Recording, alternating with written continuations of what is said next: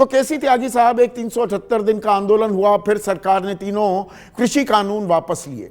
अब 374 दिन यहां भी हो चुके हैं। पहला आंदोलन वापस जब हुआ था तब भरोसा दिया गया कि न्यूनतम समर्थन मूल्य को प्रभावी बनाया जाएगा। एक और आंदोलन 374 दिन हो गए हैं, प्रभावी तो बनी नहीं एमएसपी को क्या कानूनी जामा पहनाया जाएगा? उम्मीद कर रहे हैं किसान कि प्रधानमंत्री की तरफ से यह आश्वासन लेकर पहुंचे हैं वहां पर शिवराज सिंह चौहान।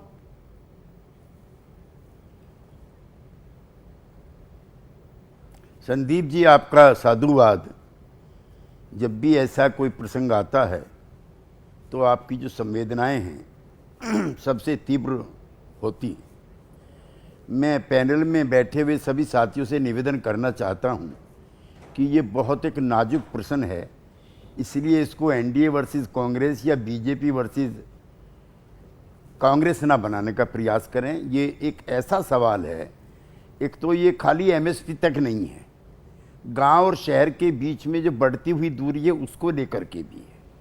कृषि पर कम खर्च होता है, किसानों पर कम खर्च होता है, रूरल डेवलपमेंट में कम खर्च होता है, और जो अर्बन बायस्ड इश्यूज हैं उस पर ज़्यादा खर्च होता है।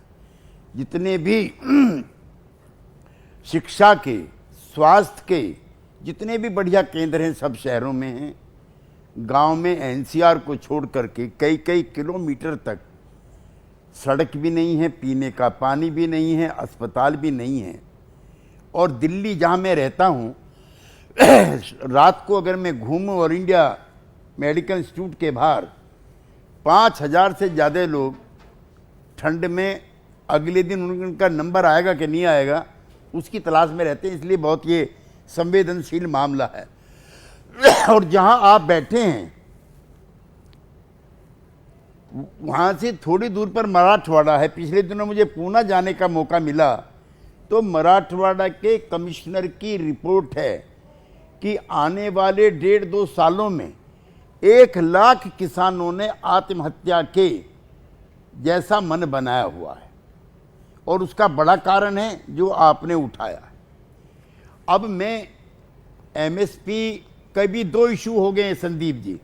जहाँ के मेयर आप राजकुमार भाटी रहने वाले हैं, वहाँ गन्ने का इस साल एक भी नया पैसा नहीं बढ़ाया है। तो एमएसपी है, दूसरा है लाभकारी प्राइस कहते हैं। और ये लड़ाई आज की नहीं, हाँ जी, उसका ये लड़ाई आज की भी नहीं। चौधरी चरण सिंह, चौधरी देवीलाल जी और दूसरे हमारे नेता प्रकाश सिंह बादल जी, इन्होंने ये सवाल उठाए थे। और 1966 में ये पहली बार एमएसपी मिली थी। अब खाद की जो कीमत है पिछले दिनों में वो प्रति बैग 1200 रुपये बढ़ी है। मैं चाहता हूं कि कोई प्रतिनिधि आयोग का मने करे कि मैं गलत कह रहा हूं।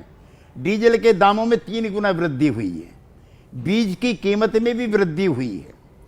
और आप भी कई बार कहते हो, मैं उसी को रिपीट कर रहा हूं, किसान परिवार की औसत आय 64,426 रुपये है और मासिक खर्च 6,223 रुपये है। अब पीयूष गोयल जी हमारे मित्र हैं, वो उस बैठक में मौजूद थे जो एस्मा किया। हमारी तो बैठक खैर उन्हीं बंद हो गई हैं जब से हमारे नेता मरे हैं। एस्मा की बैठक में पीयूष गोयल जी थे। वहां तय हुआ कि गन्ने का दाम ना बढ़े और चीनी का दाम जो 31-32 है वो 34-50 हो। अब जो सीटू का एक तो जो नहीं, ये लड़ाई कब तक चलेगी है, जो आप कई बार ये C2+50 देना था। सरकार कहती है स्वामीनाथन आयोग हमने लागू किया, C2+50 देने में दिक्कत क्यों आ रही है? रोज रोज ये कब तक नए नए आंकड़े सामने आएंगे या कुछ और जस्टिफिकेशन सामने आएगी? सवाल तो यहां पर है ना, किसान इंतजार कब तक करे? या तो कह दो हम नहीं दे सकते, देखिए कोई भी, या दे दो। देखिए कोई भी मना नहीं कर सकते, कोई भी मना करने की स्थिति में नहीं है। आपके चैनल पर ही जो आरएसएस से जुड़ा हुआ संगठन है, आज नरेंद्र मोदी जी ने भी स्वीकार किया है कि मैं जो कुछ भी हूं उसके पीछे संघ की विचारधारा है। तो वो जो चौधरी जी हैं, बद्री जी, उन्होंने खुद कहा है आपके चैनल पे कि संवैधानिक अधिकार इसका होना चाहिए।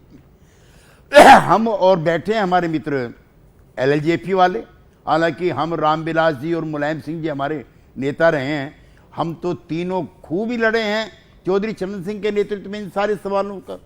अब कई समस्याएं और भी पैदा हो रही है। एक गंभीर सवाल है, नहीं आप तो लड़े केसी त्यागी साहब, देखिए एक सेकंड केसी त्यागी साहब, एक सेकंड के नहीं केसी त्यागी साहब उस सवाल पर आते हैं, पहले दो शब्दों पर गौर करते हैं। दो शब्द हैं, एक शब्द का आपने इस्तेमाल भी किया, संवेदनहीनता, और एक होती है संवादहीनता। 374 दिन हो गए किसानों को, 37 किसानों की मौत भी हो गई। एक 70 साल का बुजुर्ग जगजीत सिंह डल्लेवाल आमरण अनशन पर है, 89वां दिन है, अब मेडिकल एड तो लेने लगे आप, और इसमें मीडिया की जिम्मेदारी भी मैं तय करने को तैयार हूं। केसी त्यागी साहब, आप हम पर उंगली उठाएंगे, मैं उसके लिए भी तैयार हूं। संवेदनहीनता तो है ही, एक संवादहीनता भी, बात भी नहीं करेंगे, और मीडिया भी। आप सोच सकते हैं कोई 70 साल का आदमी, 4th स्टेज कैंसर हो, कुछ खा ना रहा हो, कोई खबर ही नहीं, कोई बोलने को तैयार नहीं। संदीप जी, आपके सारे कंसर्न जो हैं वो वाजिब हैं और मानने को तैयार हैं, तभी चंडीगढ़ में आधा दर्जन मिनिस्टर गए हुए हैं।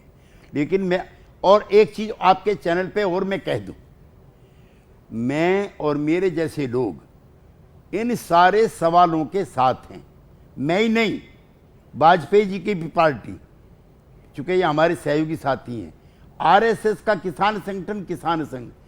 अब इसमें होता क्या है, ये जो रिपोर्ट देखो, अभी मैं रिपोर्ट पढ़ रहा था कर्नाटक के किसान मंत्री, गन्ना मंत्री की, उन्होंने कहा जब से हमने मुआवजा बढ़ाया है तब से आत्महत्याओं में बढ़ोतरी हुई है। क्या करना चाहिए इस मिनिस्टर का?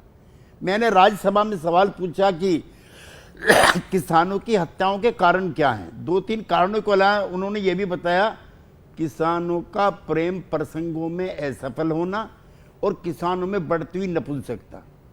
हाँ, मतलब क्या बताऊं मैं आपसे, क्या बताऊं बस आपसे, सुन करके चुप। शर्म आनी चाहिए इन लोगों को, शर्म आनी चाहिए, शर्म आनी चाहिए NCRB को भी। National crime research record bureau जो है 2016 से, केसी त्यागी साहब ये दर्शकों को बताने की जरूरत है, जब आप किसानों की आत्महत्या खुदकुशी की बात कर रहे हैं, 2016 से NCRB ने वजह, किस वजह से खुदकुशी की, इसका जिक्र करना बंद कर दिया है।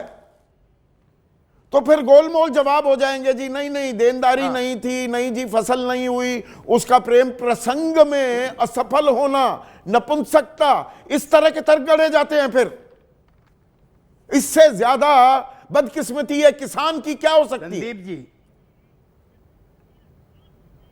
संदीप जी, नाबार्ड के आंकड़ों के अनुसार मौजूदा समय में किसानों पर देश के सभी तरह के बैंकों का 21 लाख करोड़ रुपए का कर्ज है, यानी कि प्रति किसान कर्ज 1.35।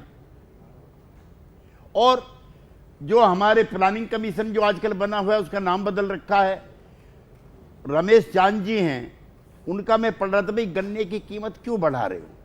सबसे ज्यादा आमदनी लाभ किसानों को गन्ने की पैदावार से हो रहा है। तो भाई माफ करना, जाके पैर न फटी बिवाई, वो क्या जाने तीत पर है।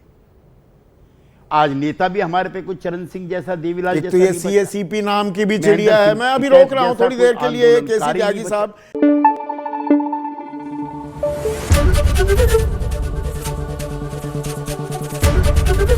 ABP न्यूज आपको रखे आगे।